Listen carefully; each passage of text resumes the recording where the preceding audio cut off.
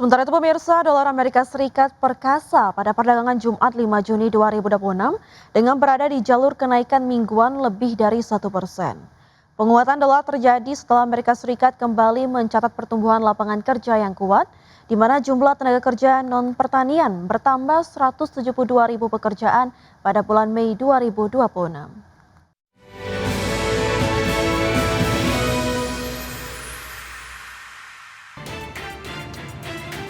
Dolar Amerika Serikat menguat pada perdagangan Jumat 5 Juni 2026. Greenback berada di jalur kenaikan mingguan lebih dari 1%, serta perekonomian Amerika Serikat kembali mencatat pertumbuhan lapangan kerja yang kuat pada bulan Mei. Jumlah tenaga kerja non-pertanian bertambah 170 ribu pekerjaan bulan lalu, menurut laporan Biro Statistik Tenaga Kerja Departemen Tenaga Kerja. Data tersebut mendorong dolar menguat tajam terhadap yen, yang sepanjang pekan lalu terus menguji batas psikologis 160 yen per dolar Amerika Serikat. Pergerakan tersebut muncul peringatan keras dari pejabat Jepang, sementara ketegangan di Timur Tengah terus mendukung permintaan terhadap aset safe haven. Euro melemah setelah liris data ketenagakerjaan Amerika Serikat dan terakhir turun 0,75% ke level 1,152 dolar, meskipun terhadap ekspektasi hingga 3 kali kenaikan suku bunga Bank Sentral Eropa tahun ini. Sementara itu pound sterling turun 0,64% menjadi 1,33 dolar. Dolar Amerika Serikat menjadi mata uang dengan kinerja paling menonjol di pasar valuta asing pekan lalu, menguat 0,63% terhadap sekeranjang mata uang utama dan sekitar 1,3% dalam satu bulan terakhir. Penguatan tersebut didukung oleh data ekonomi Amerika Serikat yang kuat, ekspektasi kenaikan suku bunga The Fed, serta permintaan aset safe haven di tengah kekhawatiran dampak kenaikan harga energi akibat penutupan Selat Hormuz. Berbagai sumber untuk IDX Channel.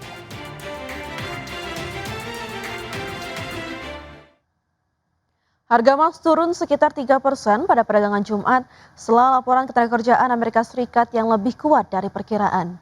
Data tersebut memperkuat ekspektasi bahwa Bank Sentral Amerika Serikat akan mempertahankan suku bunga pada level lebih tinggi lebih lama, di tengah kekhawatiran inflasi yang dipicu oleh perang di Timur Tengah. Harga emas spot turun 2,96% ke level 4.341 dolar per ons setelah sebelumnya menyentuh level terendah sejak 24 Maret pada sesi perdagangan tersebut. Secara mingguan, harga emas melemah sekitar 4,3%. Rilis data Biro Statistik Tenaga Kerja Departemen Tenaga Kerja Amerika Serikat terbaru menunjukkan jumlah tenaga kerja non-pertanian Amerika Serikat meningkat 172 ribu pekerjaan pada Mei setelah naik 179 ribu pekerjaan pada April yang telah direvisi naik. Usai rilisnya data tersebut, saat ini pasar memperkirakan peluang sekitar 72% untuk kenaikan suku bunga The Fed pada bulan Desember dibandingkan sekitar 50% sebelum data ketenagakerjaan dirilis.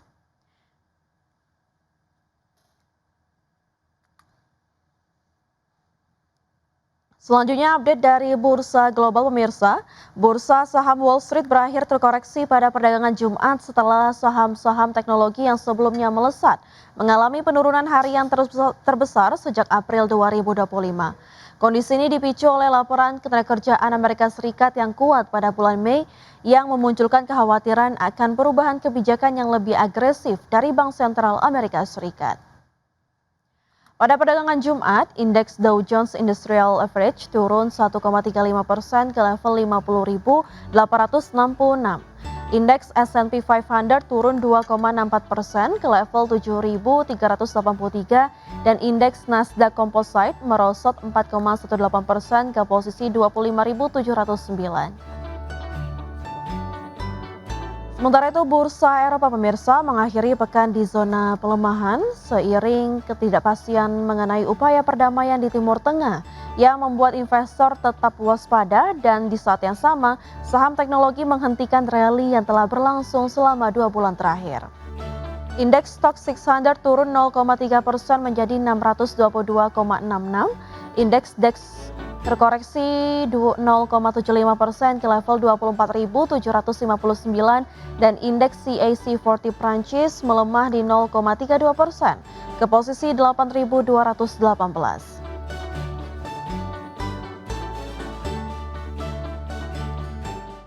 BK menargetkan penjualan menembus 41,85 triliun rupiah di tahun 2026 Ya, Persero menilai pelemahan rupiah berpotensi menjadi katalis positif bagi kinerja di tahun ini dan di saat yang sama didukung oleh peluang pertumbuhan dari perluasan jaringan distribusi di dalam negeri. PT Mayora Indah Tbk menargetkan pertumbuhan penjualan sebesar 8,2% dan laba bersih sebesar 17,3% di tahun 2026. Selain itu, Persero melihat adanya peluang dari pelemahan nilai tukar rupiah yang justru mampu menopang kinerja pada tahun ini. Manajemen memproyeksikan Persero mampu meraup penjualan sebesar 41,85 triliun rupiah dan laba bersih mencapai 3,41 triliun rupiah pada tahun ini. Target tersebut mampu dicapai sejalan dengan kinerja penjualan hingga April 2026 senilai 12,48 triliun rupiah dan laba bersih mencapai 1,26 triliun rupiah. Selain itu, manajemen memperkirakan pelemahan nilai tukar rupiah terhadap dolar Amerika Serikat berpotensi menjadi katalis positif bagi kinerja pada tahun ini. Kendati pelemahan rupiah dapat meningkatkan biaya bahan baku, Persero menilai dampak tersebut dapat diimbangi oleh peningkatan pendapatan ekspor yang diterima dalam mata uang asing. Diketahui pasar ekspor Persero melalui sejumlah anak usaha berkontribusi sebesar 40% terhadap penjualan perseroan.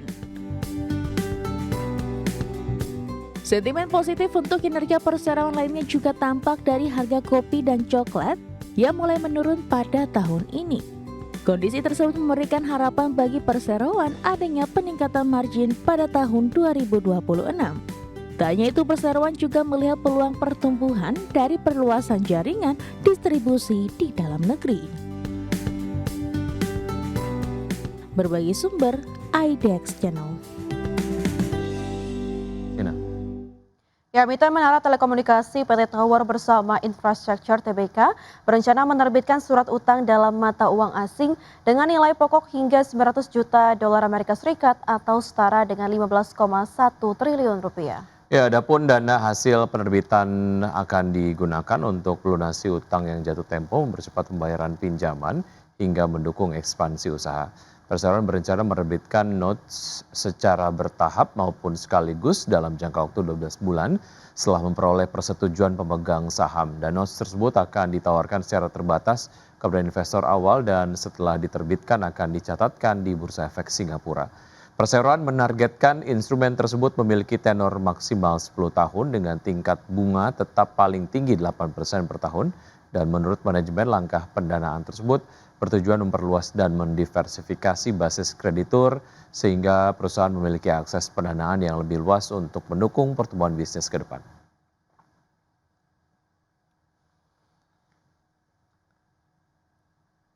PT Telekomunikasi Indonesia Tbk berencana melaksanakan pembelian kembali atau buyback saham dengan nilai maksimal 4 triliun rupiah. Ya, aksi korporasi ini akan dibahas dalam rapat umum pemegang saham pada 8 Juni mendatang. Jika disetujui, program buyback akan berlangsung hingga 1 tahun ke depan. PT Telekomunikasi Indonesia Tbk atau TLKM berencana melaksanakan buyback saham dengan nilai maksimal 4 triliun rupiah yang seluruhnya berasal dari kas internal perusahaan. Rencananya usulan ini akan dimintakan persetujuan dalam rapat umum pemegang saham pada 8 Juni 2026. Jika disetujui, periode pembelian kembali saham akan berlangsung mulai 9 Juni 2026 hingga 8 Juni 2027. Manajemen TLKM menegaskan jumlah saham yang dibeli kembali tidak akan melebihi 10% dari modal didapatkan dan store perseroan. Pelaksananya dapat dilakukan melalui Bursa Efek Indonesia maupun di luar Bursa Efek, baik secara bertahap maupun sekaligus. Langkah ini diambil untuk menjaga keharmonisan antara kondisi pasar dan fundamental perusahaan, serta memperkuat keyakinan terhadap prospek jangka panjang TLKM. TLKM meyakini pelaksanaan buyback saham tidak akan memberikan dampak negatif material terhadap kegiatan usaha perusahaan. Hal ini karena perusahaan memiliki modal kerja dan arus kas yang dinilai cukup untuk membiayai program tersebut bersamaan dengan operasional bisnis. Meski demikian, aksi koperasi ini akan berdampak pada penurunan aset dan ekuitas perusahaan dengan nilai maksimal 4 triliun rupiah. Berbagai sumber untuk IDX Channel. Pemirsa, Presiden Prabowo Subianto saat meninjau Sekolah Rakyat Menengah Pertama atau SRMP 17 Tabanan Bali kembali menegaskan bahwa pendidikan adalah jalan terbaik mengentaskan kemiskinan serta kembali ditegaskan tidak boleh ada praktik suap maupun pungutan dalam penerimaan siswa sekolah rakyat. Ya, ratusan pelajar, orang tua siswa, serta warga di Tabanan menyambut antusias kedatangan Presiden dalam acara peresmian Sekolah Rakyat Menengah Pertama atau SRMP 17 Tabanan Bali. Dalam sambutannya, Presiden Prabowo Subianto menekankan bahwa pendidikan merupakan kunci utama untuk memutus rantai kemiskinan. Selain itu, kepada para siswa penerima manfaat program Sekolah Rakyat, Kepala Negara menjelaskan bahwa program Sekolah Rakyat diwujudkan sebagai bentuk keberpihakan negara kepada masyarakat yang paling membutuhkan, khususnya bagi mereka masyarakat berada dalam kondisi kurang berdaya. Presiden Prabowo menyampaikan bahwa tujuan utama pembangunan bangsa adalah memastikan seluruh rakyat Indonesia dapat menjalani kehidupan yang layak dan sejahtera dengan membuka kesempatan pendidikan bagi anak-anak dari keluarga kurang mampu. Pendidikan yang bisa membuat rakyat sejahtera di semua bidang. Pendidikan latihan untuk petani, latihan untuk guru, untuk perawat, semua bidang harus kita tingkatkan pendidikan dan latihan. Ini usaha besar dan ini membutuhkan uang.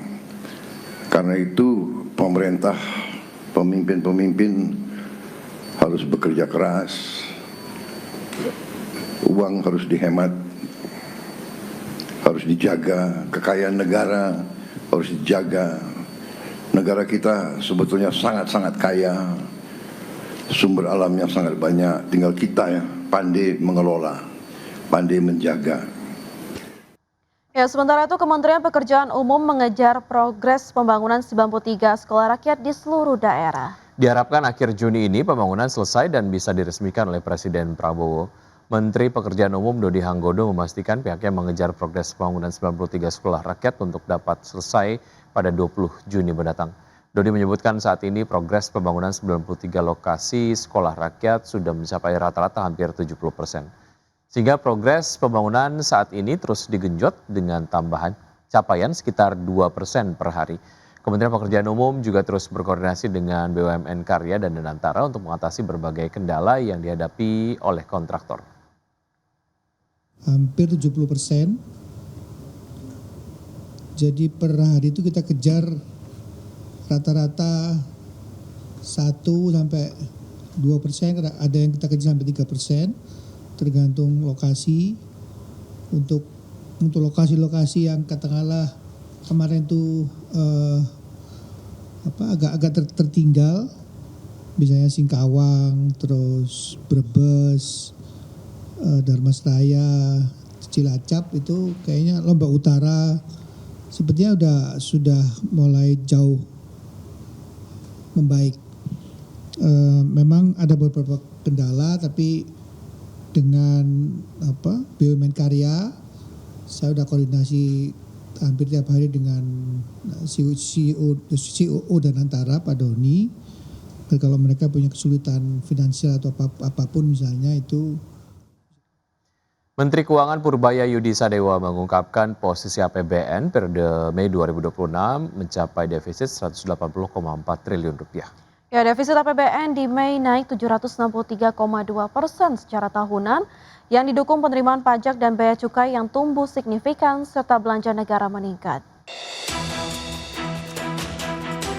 Kementerian Keuangan mencatat defisit APBN sampai dengan 31 Mei 2026 mencapai 180,4 triliun rupiah atau setara 0,70% terhadap produk domestik bruto. Menteri Keuangan Purbaya Yudi Sadewa saat konferensi pers APBN kita edisi Juni 2026. Defisit ini tumbuh 763,2% secara tahunan dibandingkan dengan periode sama tahun lalu, yakni sebesar 20,9 triliun rupiah. Defisit ini disebabkan oleh selisih antara penerimaan negara keseluruhan sebesar 1.185 triliun rupiah hingga akhir Mei lalu. Pertumbuhannya mencapai 19,1% secara tahunan. Tercatat seluruh komponen penerimaan tumbuh positif. Menkyu Purbaya mengungkapkan penerimaan pajak terrealisasi Rp834,4 triliun atau tumbuh 22,1% dari Rp683,3 triliun pada Mei 2025. Sementara penerimaan kepabeanan dan cukai juga menunjukkan pertumbuhan positif dari April setelah sepanjang kuartal 1 2026 terkontraksi. Realisasinya mencapai Rp123,8 triliun atau tumbuh 0,7% secara tahunan. Target ya, kita selalu ingin mempercepat belanja saat mencapai Rp1.365,4 triliun yang merata nih. Kementerian lembaga 58,9% tumbuhnya, non kementerian lembaga 47%. Surplusnya jadi defisitnya mengalami triwulan sampai dengan Mei defisitnya 0,7. Jadi kalau lihat dari situ APBN kita amat aman. Tapi yang jelas bisa kita kendalikan utamanya kenapa? Karena pajak dan bea cukai ada perbaikan yang signifikan. Purbaya juga membantah kondisi APBN picu pelemahan rupiah. Purbaya menyebutkan pertumbuhan tinggi sejalan dengan strategi pemerintah untuk menyamaratakan belanja sepanjang tahun. Kemudian kesimbangan primer tercatat surplus sebesar Rp58,6 triliun. Dari Jakarta, Tim Liputan IDX Channel.